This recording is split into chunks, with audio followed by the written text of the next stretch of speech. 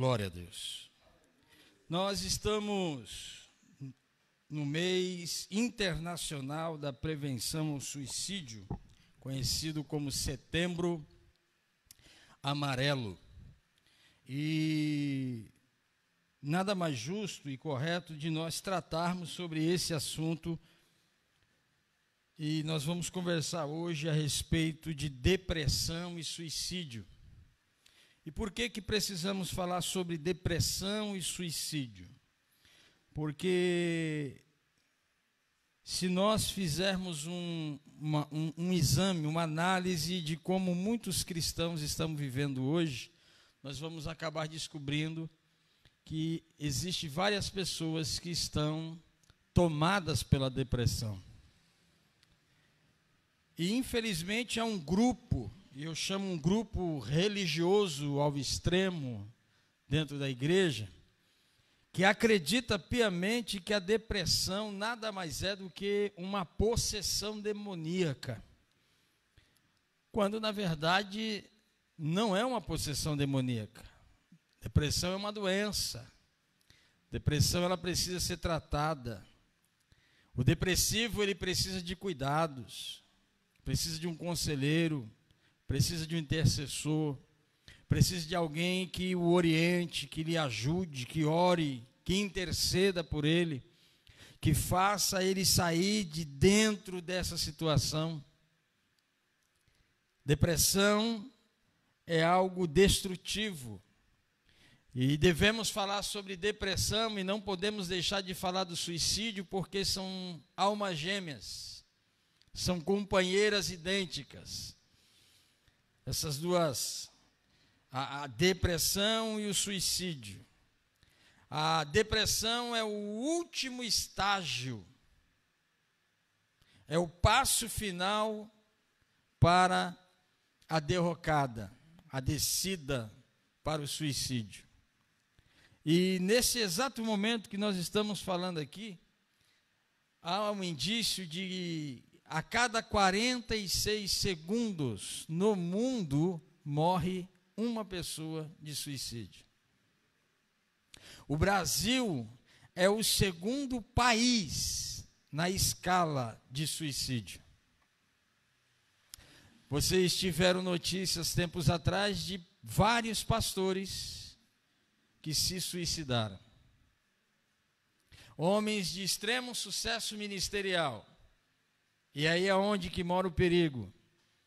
O querer ter sucesso no ministério. E o maior erro de um homem, de um líder, é achar que ter sucesso no ministério é encher todas as cadeiras do templo aonde ele pastoreia. E sucesso ministerial, essa palavra de sucesso ministerial, ela é contraditória e antibíblica. Porque Jesus, ele foi o maior modelo, o melhor exemplo de liderança cristã. E ele não se preocupava com numerologia. Ele não estava preocupado em agradar ninguém. Ele não estava preocupado em ser amigo de religiosos. Ele mesmo disse que os sãos não precisam de médico, mas os doentes sim. E ele disse, eu vim para os perdidos da casa de Israel, para os pecadores e não para os salvos. Jesus ele não se tornou amigo dos religiosos daquela época, ao contrário, ele confrontava os religiosos. E isso o levou para a cruz, isso o levou para a condenação, isso o levou para os açoites, isso o levou para ser rejeitado pelo seu próprio povo. Então, quando nós colocamos na nossa cabeça essa questão de sucesso no ministério, nós precisamos ter o cuidado. Nós precisamos ter o cuidado de querer medir de uma forma torta espiritualidade. Ou Deus está na casa. Porque entenda só uma coisa, quando Deus está na casa, melhor do que milagre é transformação de vidas. Se não há transformação na vida das pessoas que estão no templo, e só há milagres, nós precisamos então pôr em xeque, fazer uma autoanálise se de fato Deus está na casa. Porque o próprio Cristo, ele confrontou, irmãos, os religiosos, dizendo: nem todo aquele que me diz Senhor, Senhor, entrará no reino do céu. E muitos naquele dia me dirão: em teu nome expulsei demônios, em teu nome falei línguas, em teu nome profetizei, em teu nome realizei milagres. E ele vai falar abertamente: apartai-vos de mim, porque eu não vos conheço. Simples assim. Vamos ler um texto no livro de Salmo, de número 142. Os irmãos que acompanham aí no Facebook, Salmo de número 142. Nós vamos ler ele todo, mas o texto, o versículo-chave é o último verso, é o verso de número 7. Eu trouxe aqui alguns livros que eu vou apresentar a vocês, que falam sobre esse assunto de depressão e suicídio. Diz o texto assim: em alto a voz clamo ao Senhor, elevo a minha voz ao Senhor, suplicando misericórdia. Derramo diante dele o meu lamento, a ele apresento a minha angústia. Quando o meu espírito desanima, és tu quem conhece o caminho que devo seguir. Na vereda por onde ando, esconderam uma armadilha contra mim. Olha para a minha direita e vê, ninguém se preocupa comigo. Não tenho um abrigo seguro, ninguém se importa com a minha vida. Clamo a ti, Senhor, e digo: tu és o meu refúgio. És tudo o que tenho na terra dos viventes. Dá atenção ao meu clamor, pois estou muito abatido. Livra-me dos que me perseguem, pois são mais fortes do que eu. Liberta-me da prisão e renderei graças ao teu nome. Então os justos se reunirão à minha volta por causa da tua bondade para comigo. O verso de número 7, em uma tradução um pouco mais antiga, a revista atualizada diz assim: tira a minha alma da prisão, ou tira a minha alma do cárcere. Uma pergunta que eu quero fazer aos irmãos: um cristão cheio do Espírito Santo, ele pode ter depressão? Qual é a possibilidade desse cristão cheio do Espírito Santo ter depressão? Toda possibilidade. Hoje eu vou usar alguns personagens da Bíblia que passaram e trilharam o caminho da depressão. Eu recomendo a leitura desse livro. Se sou cristão, por que estou deprimido? E pasmem vocês que quem escreveu esse livro foi um pastor que conta a experiência que ele viveu na profundeza da depressão. Por isso que ele diz assim: se eu sou cristão, por que estou deprimido? Um outro livro, e esse aqui na psicologia ele é muito utilizado, ele tem um nome forte, né? O Demônio do Meio-Dia, é uma anatomia da depressão. Isso aqui fala detalhadamente o que é depressão. Andrew Solomon. Esse livro aqui é espetacular para quem gosta de querer aprender sobre o assunto. para poder ajudar as pessoas ou até você mesmo a ver alguns sintomas. E tem esse outro livro aqui também chamado Sair da Depressão. Aqui traz aí um passo a passo para como combater a depressão. Também é um livro muito bom. E tem esse aqui que se chama Depressão. Esse aqui também é um livro espetacular e eu quero ler aqui uma parte dele, que ele conta a origem da palavra depressão. A palavra depressão vem do latim deprimere, que significa pressionar, deprimir. Quem já sentiu opressão? Quem já foi oprimido? Por uma causa, uma questão, alguma coisa que aconteceu e que você ficou perdido e não sabia como resolver aquela questão e aquilo te dava angústia, te dava mal-estar, te tirava o sono, te roubava a paz. É isso aí. A depressão, ela começa com a pressão sobre nós.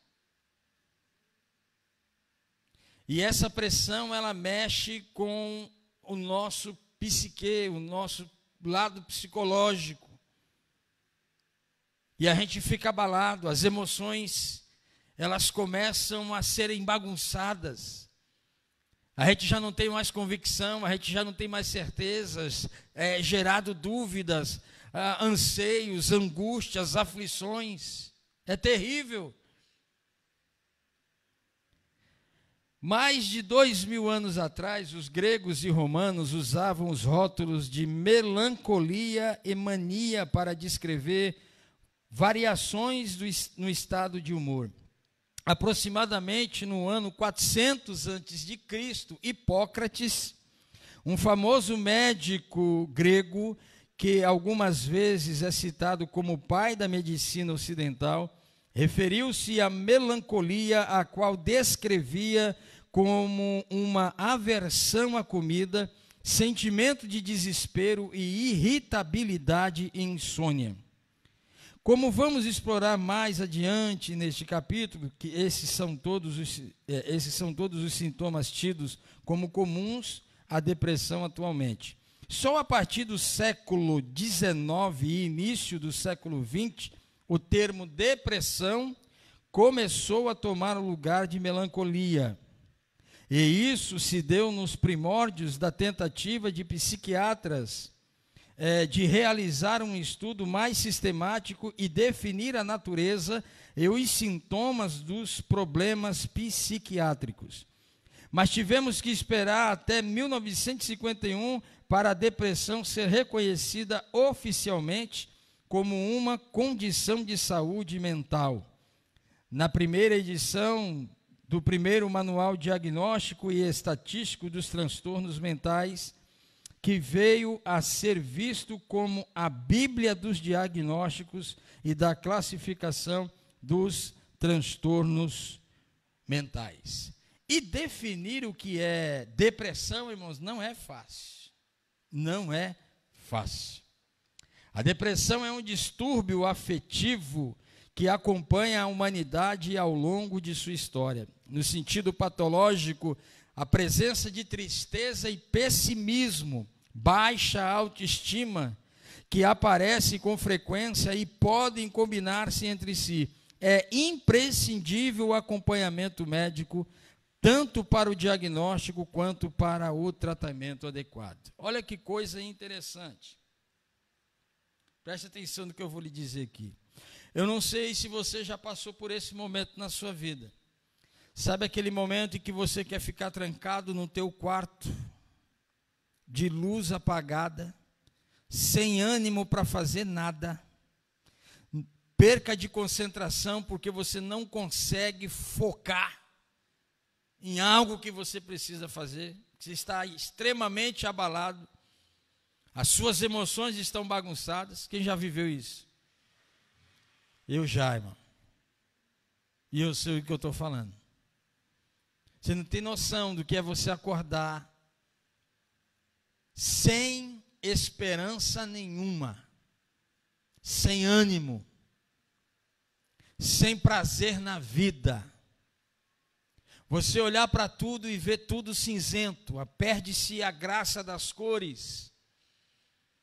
Você não quer sair daquele ambiente, você quer ficar ali naquele ambiente sozinho.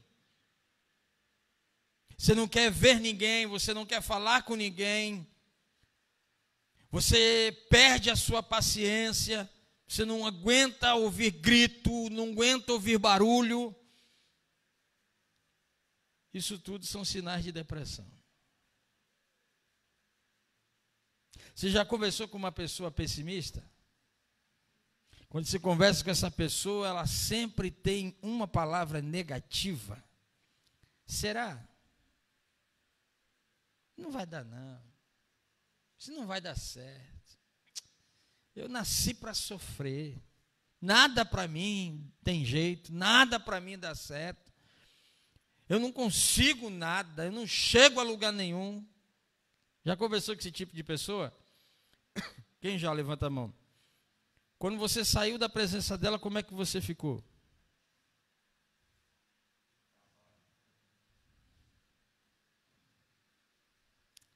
Eu vou descrever, no meu modo de ver, o que é depressão. Imagine você dentro de um barco, em alto mar, e você está com suas duas pernas amarradas pelo tornozelo por um paralelepípedo grande. E de repente o tempo começa a virar, o vento começa a soprar forte, o mar começa a ficar agitado e por um desequilíbrio você cai. E a pedra vai junto contigo. Os seus tornozelos estão presos. E você está com as mãos livres. E você tem que reagir rápido. Ou você enche o pulmão de ar para mergulhar e tentar soltar a corda onde está amarrado os tornozelos com paralelepípedo. Ou você então usa os braços para ir para a superfície da água para respirar. Respirar não, né?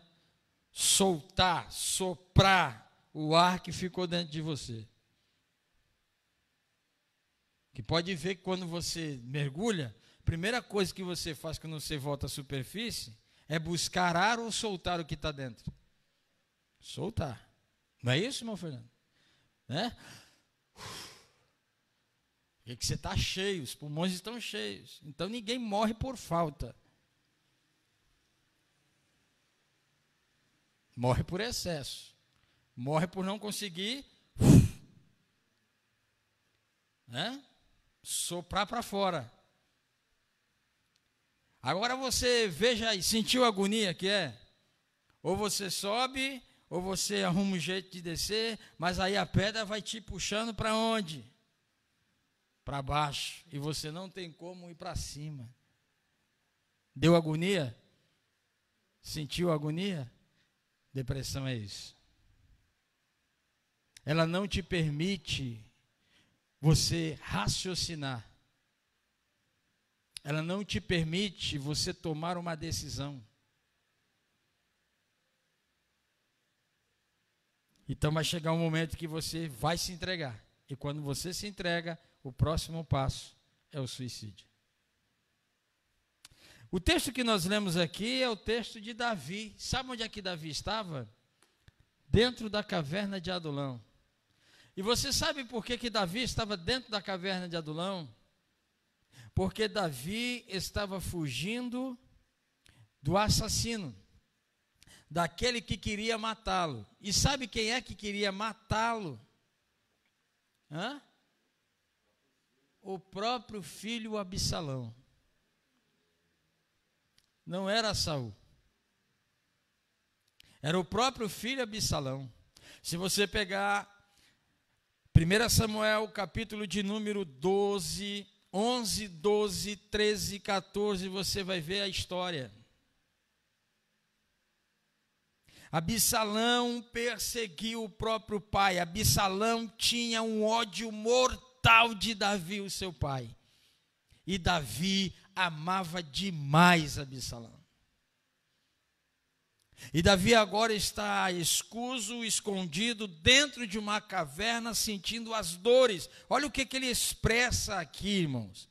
Veja lá o verso de número 1.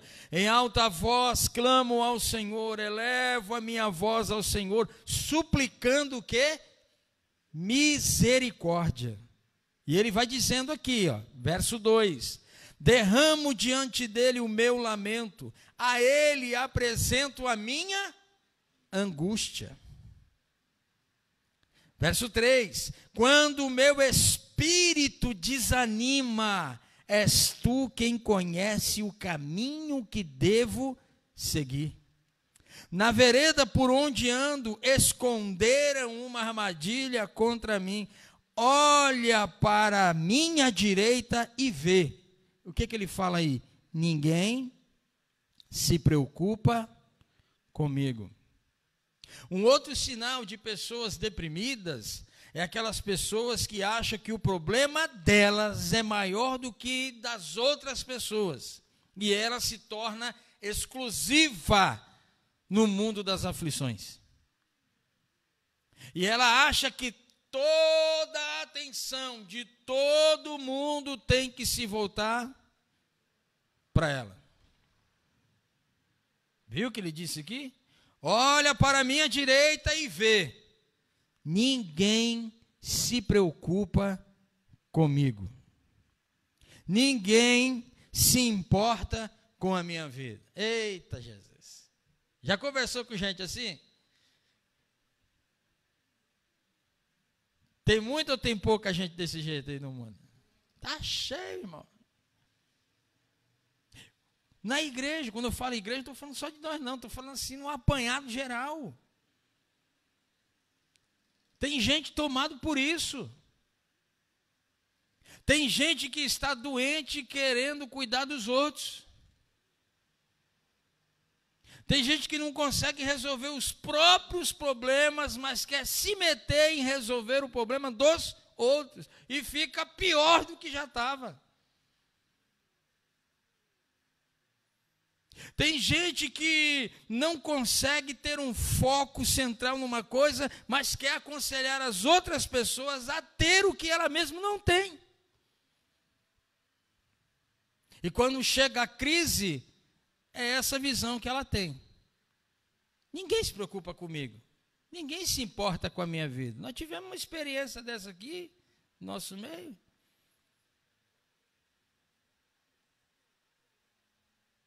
A gente não pode, irmão, ficar socado na casa dos outros. A própria Bíblia diz no livro de Provérbios, ei,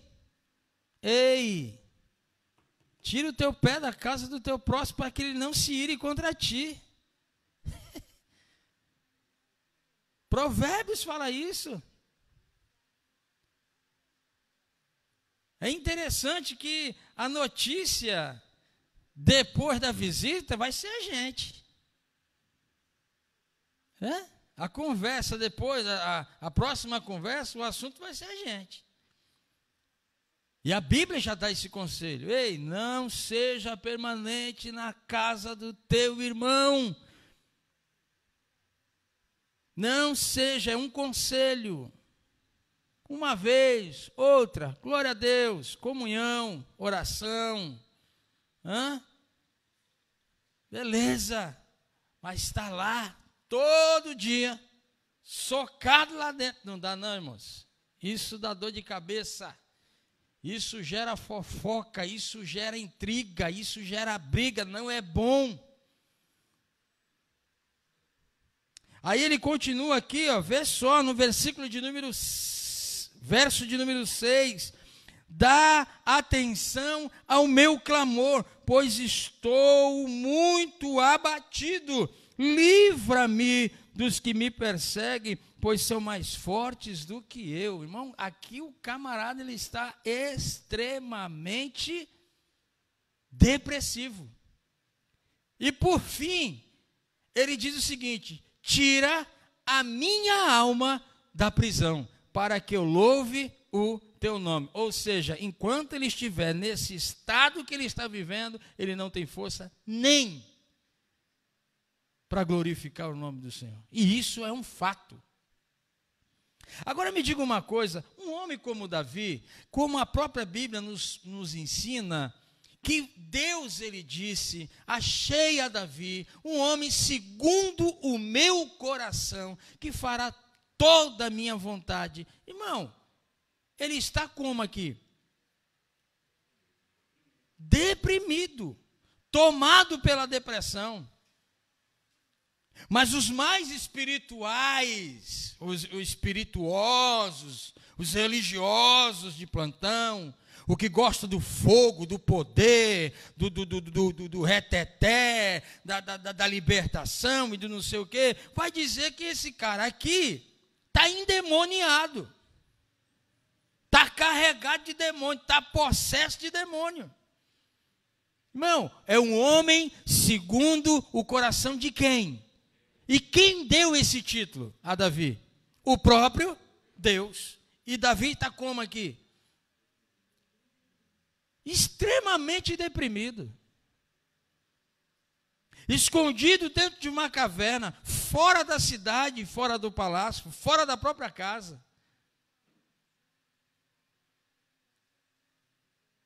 E está definhando.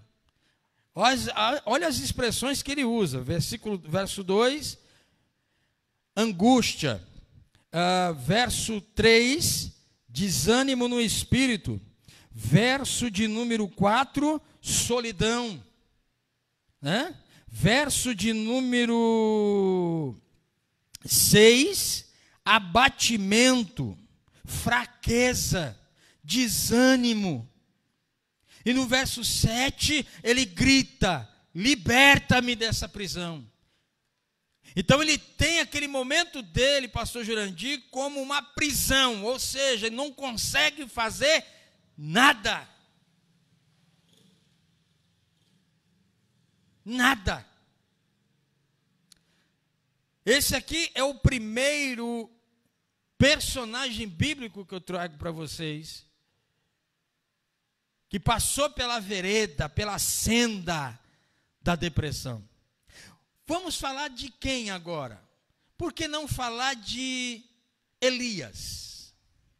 Se nós pegarmos o capítulo 1 Reis, versículos 17, 18 e 19, conta a história de Elias. Elias sai da cidade de Tisbé. Ele tem uma missão de ir até o rei Acabe e dizer a profecia que Deus havia dado a Acabe. Olha, durante 3 anos e 6 meses, não haverá chuva sobre a terra. Haverá uma seca, segundo a minha palavra. Segundo a minha palavra.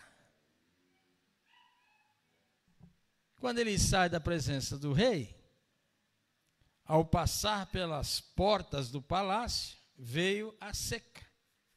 E Deus disse assim, desce até o ribeiro de Tiriate, vai até lá, de Quiriate, aliás, desce lá. E Quiriate significa reduzir ao tamanho. O que Deus quis falar para ele? Você devia falar segundo a palavra de... Mas como você falou segundo a minha palavra, então desce ao lugar da redução. E lá vou te ensinar mais um pouco, que você não aprendeu direito. E Deus leva aquele homem, o profeta, para o ribeiro de Quiriate, lugar de redução. E vai tratar de Elias ali como? Com um corvo servindo ele. Irmão, presta atenção. Você já viu corvo comer corvo? Você já viu abutre comer abutre? Você já viu urubu comer urubu? Você já viu esses animais jogarem carne fora? Não, é alimento deles. está na cadeia alimentar. Mas Deus fez eles jejuarem por um bom tempo para trazerem carne para alimentar o profeta lá no lugar de redução. Ou seja, quem vai te servir é um corvo. E você só vai sair daqui quando estiver pronto. Quando Deus viu que ele já estava pronto e que o ribeiro se secou, Deus disse: agora desce, vai até Serepta, lá tem uma viúva, fica tranquilo que eu já dei ordem para ela te sustentar lá. Quando ele chega lá, o que acontece? Ele vai pedir o quê? Pão para comer. A mulher disse assim: olha, a crise está tão grande que eu só tenho um pouquinho de farinha e um pouquinho de azeite. Eu vou fazer um bolo para mim e para o meu filho que nós vamos comer. O desespero era tão grande que não tinha mais esperança e nós vamos morrer. E o profeta disse: não, antes de fazer para vocês, faça para mim. Porque assim diz o Senhor. Não faltará azeite na botija, nem farinha na panela. E de fato, em todo aquele período de 3 anos e 6 meses de seca, não faltou farinha, não faltou azeite, e aquela mulher não morreu, e nem o seu filho. Louvado seja o nome do Senhor. Esse homem, depois disso, desse milagre, da manifestação do poder de Deus sobre a vida dele, ele vai desafiar 400 profetas do poste ídolo, e depois 450 de Baal. Esses profetas eram os profetas de Jezabel e de Acabe. Aqueles profetas que só falavam coisas que Acabe e Jezabel queriam ouvir. E Elias agora vai para lá, a mando de Deus, por ordem de Deus, e chega lá, desafia todo mundo. Mais uma vez, Deus prova que é na vida de Elias. E quando ele mata os 850 profetas, acontece algo estranho. Porque foi um recado que uma mulher mandou dar a ele, Jezabel. Ele disse assim: olha, amanhã eu vou fazer contigo o que tu fizeste com todos os meus profetas. O homem fugiu. O homem ficou depressivo. O homem foi se esconder.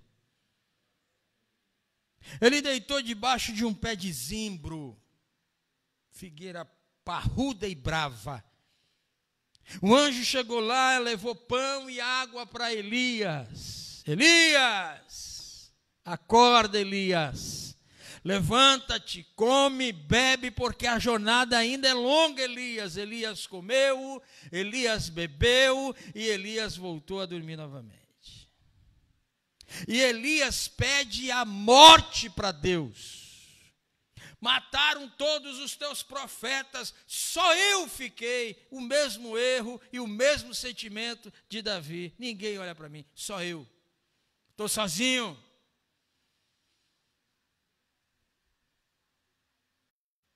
Senhor, estou cansado, tira a minha vida. Olha as ideias de Elias. Elias, veio o anjo a segunda vez, trouxe pão, trouxe água. Elias, come, bebe, porque a tua jornada ainda é longa. Você pode acompanhar lá, 1 de Reis 17, 18 e 19. O que Elias faz então? Elias agora ele come, Elias agora ele bebe, Elias agora vai caminhando, mas quando ele encontra uma caverna, ele se enfia dentro da caverna, extremamente depressivo. E Deus então agora vai ter com Elias, agora não é mais o anjo, agora é Deus. Bate o vento forte, Elias treme lá dentro e diz: pronto, vai acabar tudo, Deus vai me destruir agora, porque eu fui... Não, Deus não estava no vento forte. Veio um terremoto, balançou tudo, Elias disse: agora eu morro, agora é o fim da minha vida. Mas Deus também não estava no terremoto. Veio um fogo, uma labareda, agora eu vou morrer queimado, agora vai.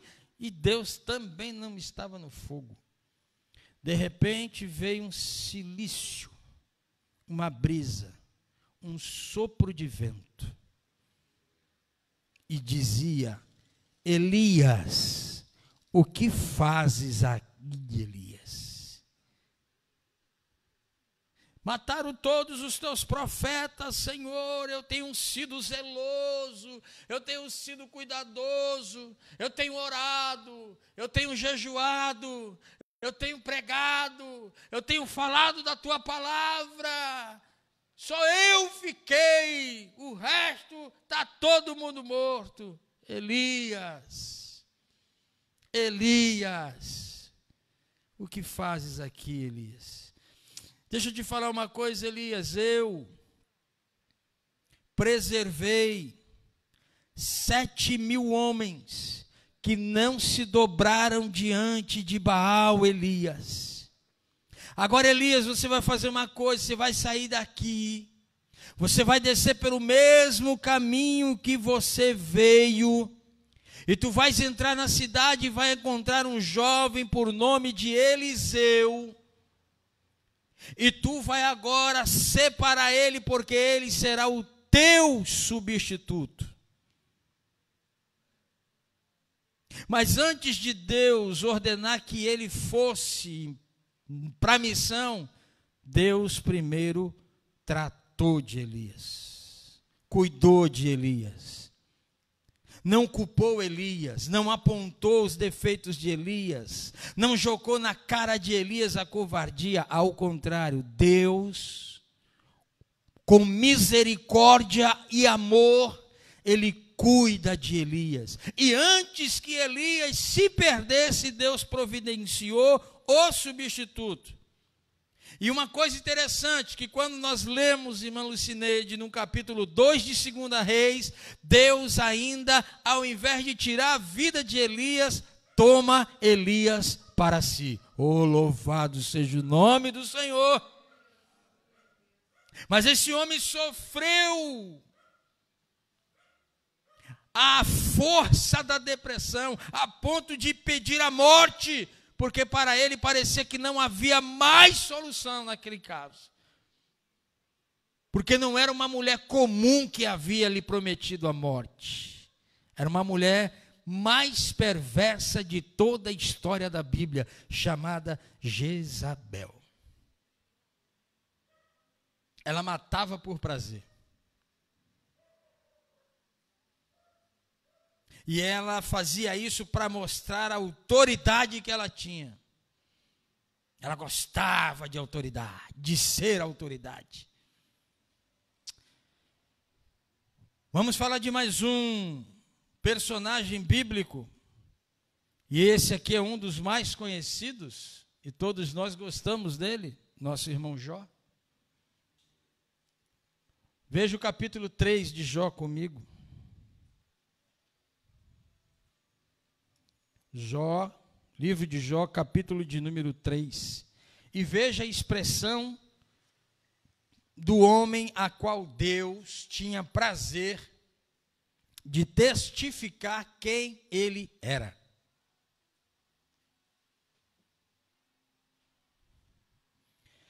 Livro de Jó, capítulo de número 3. Vamos ler o capítulo 1 e versículo 1. Em nome de Jesus, e a gente vai entender aqui mais. Marque aí, ó. Jó capítulo 1, versículo 1. Na terra de Uz vivia um homem chamado Jó. Era homem íntegro e justo, temia a Deus e evitava fazer o mal. O nome de Jó significa voltado sempre a Deus. Marca aí. O significado do nome de Jó é esse: voltado sempre a Deus. Então esse versículo 1 diz, expressa, apresenta esse homem. Quais são as características? Íntegro, justo, temente a Deus e que se desviava do mal. No versículo de número 7, o Senhor disse a Satanás: de onde você veio? Satanás respondeu ao Senhor: de perambular pela terra e andar por ela. Disse então o Senhor a Satanás, deixa bem marcadinha essa frase, disse então o Senhor a Satanás: reparou em meu servo Jó, não há ninguém na terra como ele, irrepreensível, íntegro, homem que teme a Deus e evita o mal. É forte isso. Leia comigo agora, capítulo 2, versículo de número 3. Disse então o Senhor a Satanás: reparou em meu servo Jó, não há ninguém na terra como ele, irrepreensível, íntegro, homem que teme a Deus e evita o mal. Ele se mantém íntegro, apesar de você me haver instigado contra ele para arruiná-lo sem motivo. Então, o primeiro versículo fala sobre a característica. Os outros versículos que lemos, no versículo de número 8 do capítulo 1 e o versículo de número 3 do capítulo 2, Deus reforça a tese de quem é Jó. E o que é mais forte ainda, que Deus ele faz isso não é para uma pessoa comum. É para alguém que já esteve lá diante de Deus, que guardava o trono de Deus, que regia os seres celestiais, que se tornou o inimigo. Então Deus não está falando para qualquer um. Ele está falando para alguém que Deus sabe o intento do coração.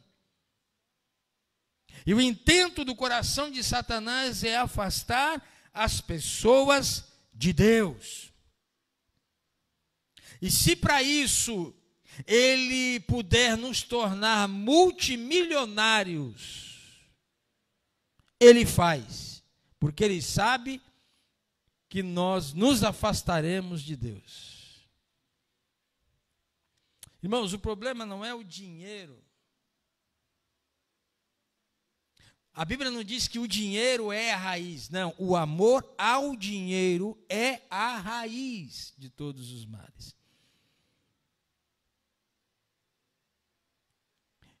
Não me lembro bem se é Provérbios ou se é Eclesiastes, que diz assim que o dinheiro responde por tudo. Então agora, quando nós tornamos o dinheiro o nosso senhor, Mamon, aí, irmão, está tudo perdido. Aí que é o problema, e não a espécie em si. Então agora nós vamos ver o que acontece com Jó, capítulo 3. Olha só como Jó está depois de perder os 10 filhos, depois de perder os camelos, depois de perder os empregados, depois de perder as ovelhas, os bois. Olha isso aqui.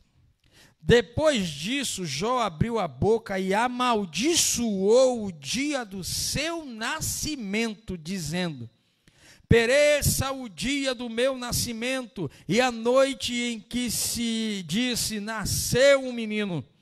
Transforme-se aquele dia em trevas, e Deus lá do alto não se importe com ele, não resplandeça a luz sobre ele.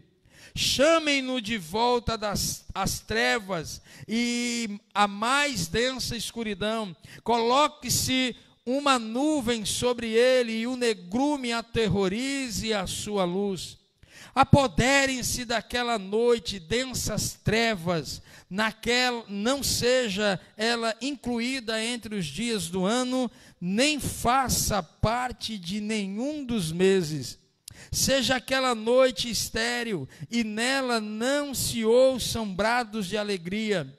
Amaldiçoem aquele dia os que amaldiçoam os dias e são capazes de atiçar o Leviatã.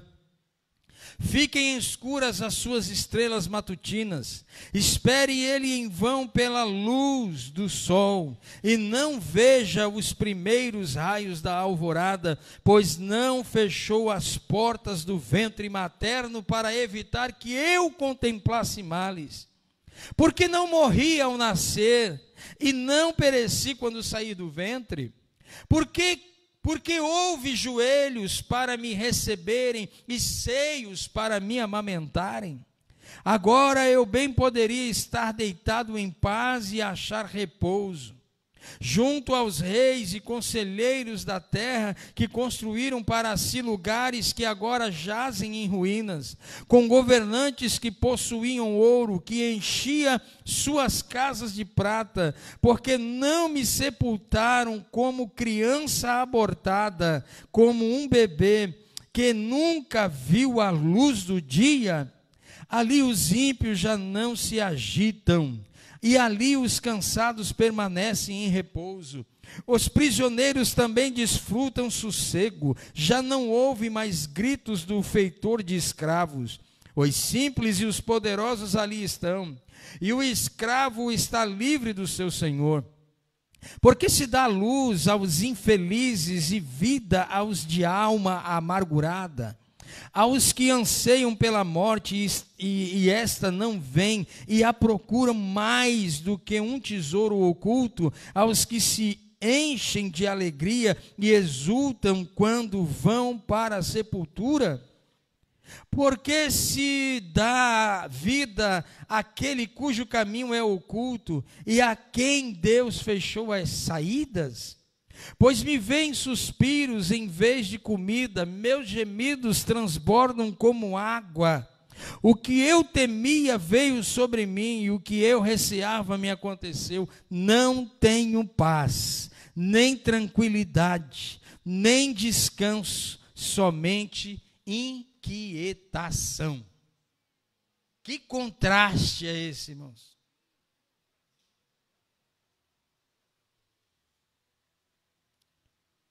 Você entendeu o que Jó quis falar? Que ele preferia ser fruto de um aborto do que permanecer naquela situação em que ele estava vivendo. Será que ele estava extremamente depressivo? Mas o que Deus falou mesmo de Jó para Satanás, irmãos? Então, devemos dizer que Jó aqui está cheio de demônio? Por ele estar sentindo uma dor,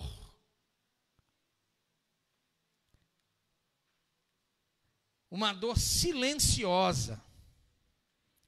E essa dor silenciosa, ela só é ouvida quando nós percebemos alguns sinais de comportamento.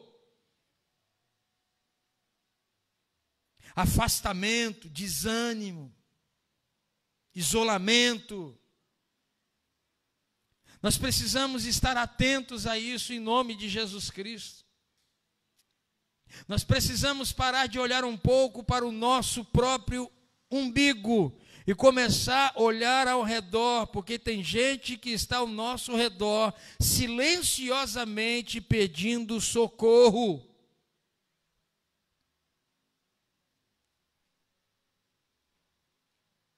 A dor que ela está sentindo não permite ela botar voz nesse sofrimento. Mas olha no fundo dos olhos, veja se há brilho.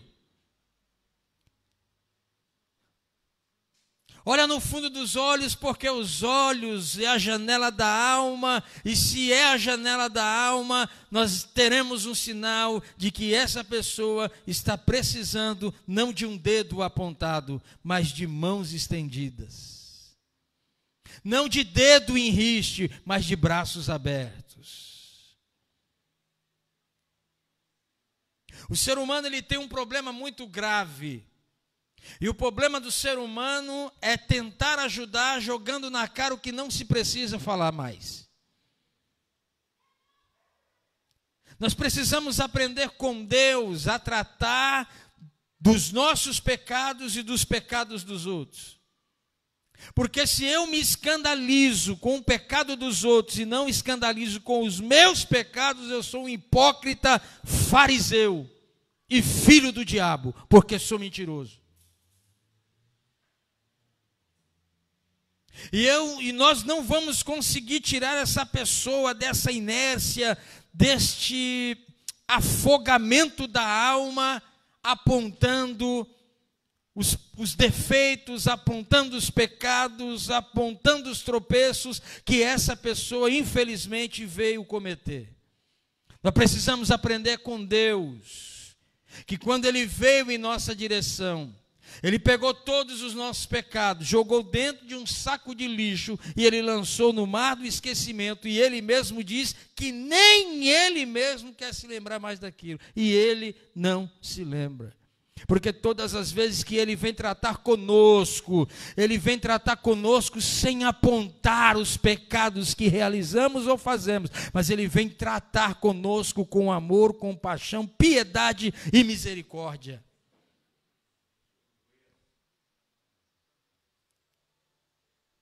Um outro problema que nós precisamos entender é que quando nós temos pecados ocultos, esses pecados ocultos, quando não são confessados, eles nos arrastam para a depressão. Se não, leia comigo Salmo de número 32, Davi novamente.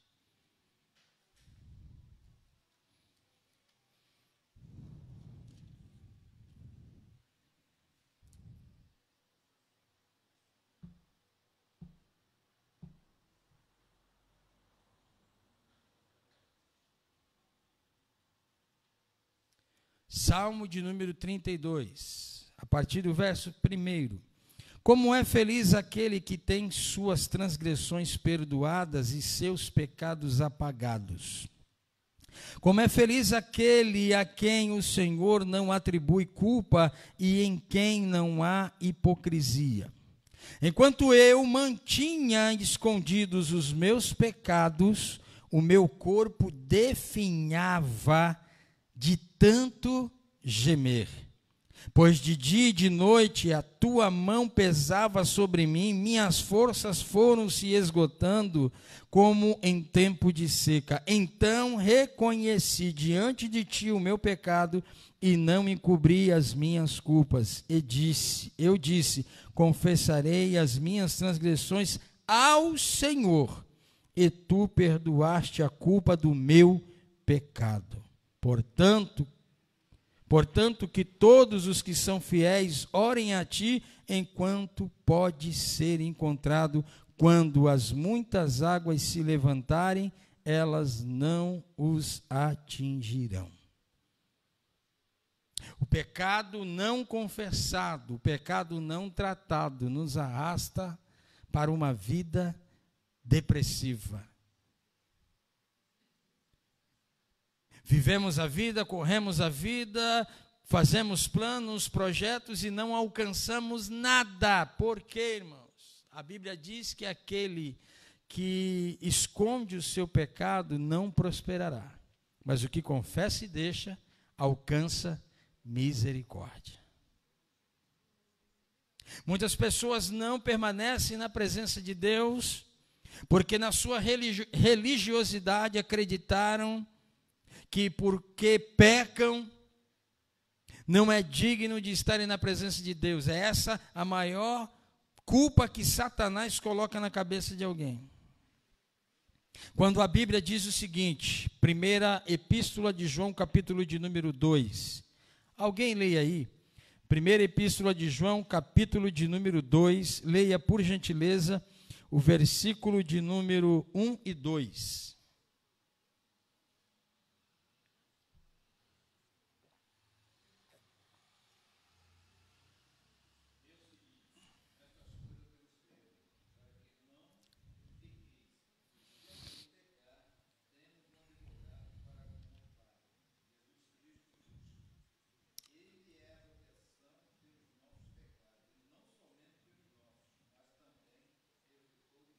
Amém? A Bíblia nos ensina que aquele que diz que não tem o pecado é o quê, irmão?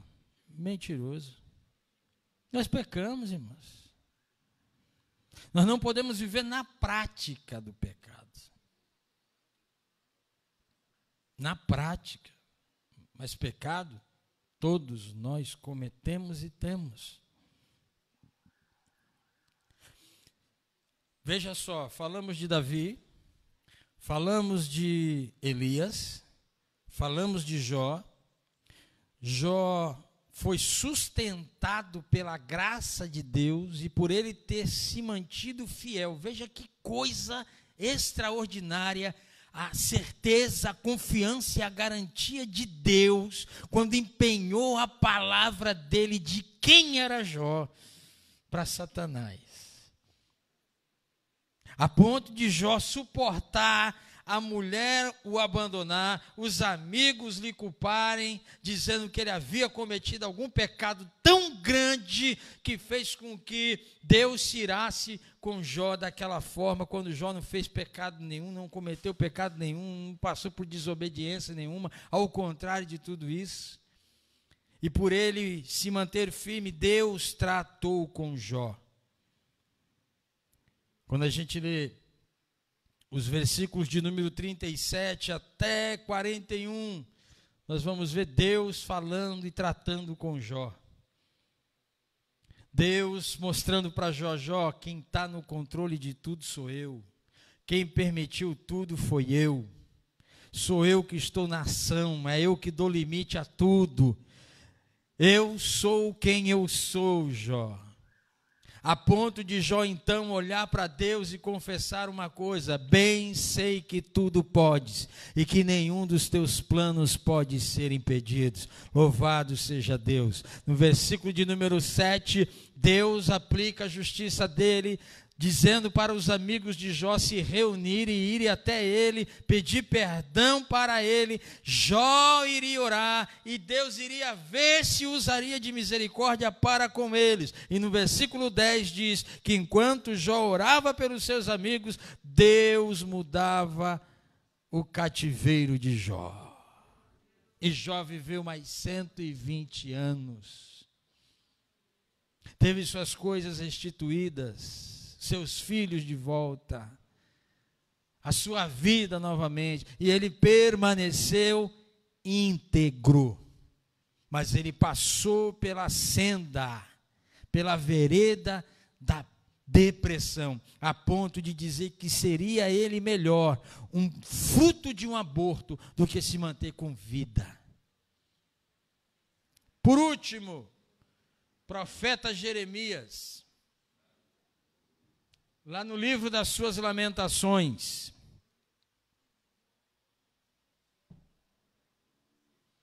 capítulo 3, Lamentações de Jeremias, capítulo de número 3.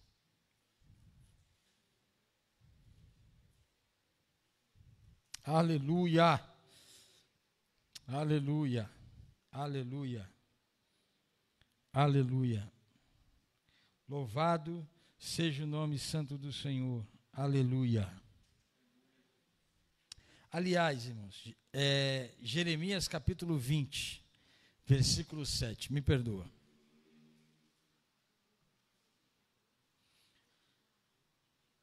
Olha a expressão que Jeremias usa para com Deus. Senhor, tu me enganaste e eu fui enganado. Foste mais forte do que eu e prevaleceste. Sou ridicularizado o dia inteiro, todos zombam de mim. Sempre que eu falo é para gritar que há violência e destruição. Por isso a palavra do Senhor trouxe-me insulto e censura o tempo todo. Mas se eu digo, não o mencionarei, nem mais falarei em seu nome, é como se um fogo ardesse em meu coração, um fogo dentro de mim. Estou exausto, tentando contê-lo, já não posso mais. Ouço muitos comentando terror por todos os lados, denunciem-no, vamos a denunciá-lo. Todos os meus amigos estão esperando que eu tropece e dizem, talvez ele se deixe enganar, então nós o venceremos e nos vingaremos dele. Mas o Senhor está comigo como um forte guerreiro, portanto aqueles que me perseguem tropeçarão e não prevalecerão. O seu fracasso lhes trará completa vergonha, a sua desonra jamais será esquecida.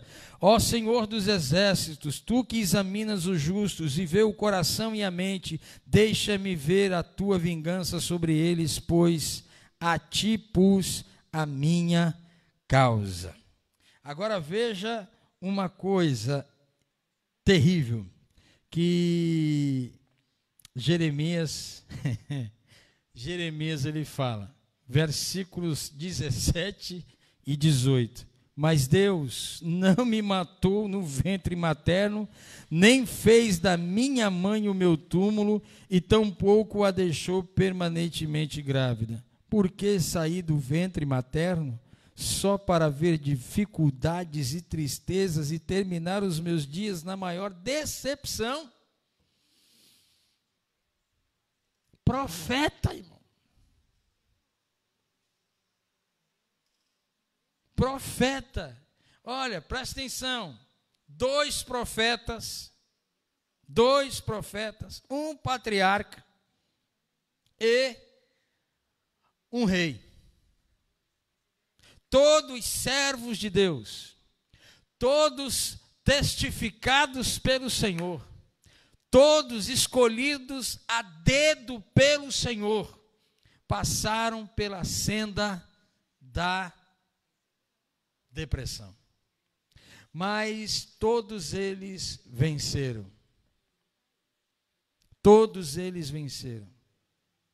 Ela também é um estado. E nós podemos mudar esse estado, virar a chave. Mas nós precisamos muito uns dos outros, para que todos juntos consigam vencer e ajudar outros a vencer. Nós temos a palavra para isso. Nós temos a unção do Espírito que está sobre nós para vencer isso e ajudar as pessoas a saírem disso. Deus conta conosco para essa tarefa de socorrer aquele que está no fundo do poço. Nós podemos ser o barco salva-vidas, o bote salva-vidas, para tirar aquele que está se afundando, gritando por socorro, apanhando pelas mãos e colocando-os num bote salva-vida e dando a oportunidade para essas pessoas viverem novamente. Sabe por que pessoas sofrem dentro da igreja? Porque há profetas que mentem, há sacerdotes que mentem, há pregadores que iludem. Diz que Deus mandou quando Deus não mandou. Diz que Deus está falando quando Deus está em silêncio. Cria-se falsas esperanças e falsas expectativas nas pessoas. As pessoas não colocam mais as suas expectativas em Deus, mas colocam as suas expectativas naquele que prega, naquele que fala, naquele que traz a palavra. Existem pessoas que estão extremamente doentes da alma. Se você pergunta para essa pessoa, você tem certeza da sua salvação? Não, não tem. Qual é a tua expectativa? Jesus vai voltar? Não sei, faz tanto tempo que eu ouço isso. E aí, você acha que Deus, não, eu não estou. E tem essas pessoas que preferem se afastar do lugar da graça, do lugar da misericórdia, do lugar da comunhão, do que serem tratadas. Que Deus tenha piedade de nós, nos guarde. E se nós formos visitados por essa tal de depressão, que tenhamos o entendimento que precisamos dar voz a essa dor, para chamar a atenção, gritando por socorro e ajuda. Não é vergonha nenhuma. Você desabafar não é vergonha nenhuma. você se abrir, não é vergonha nenhuma você pôr para fora aquilo que pesa você. Irmãos, nós não somos caçamba de entulho, nós somos habitação de Deus. Eu termino essa fala dizendo uma coisa a você: que a nossa alma seja um lugar em que Deus habite, e não somente passe por ela. Que Ele habite. Amém? Vamos dar uma